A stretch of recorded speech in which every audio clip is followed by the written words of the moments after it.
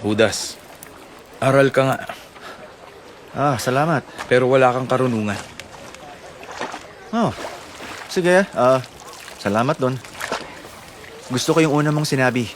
Binigay mo ang buhay mo para sa isang guro, di ba? Lumalakad siya sa tubig at sinusunod ng hangin. Pero sige, isa siyang guro. Pero kinakaligtaan mo ang mga turo niya. Humahanap ka ng maipupula sa di mo naiintindihan. May itinuturo siya sa bawat binabahagi niya at hinihiling. Sige. Saan ko sisimulan? Banlawan mo para matanggal yung mga dumi. Ginagawa mong bago ulit ang damit. Ngayon, ang paborito kong parte.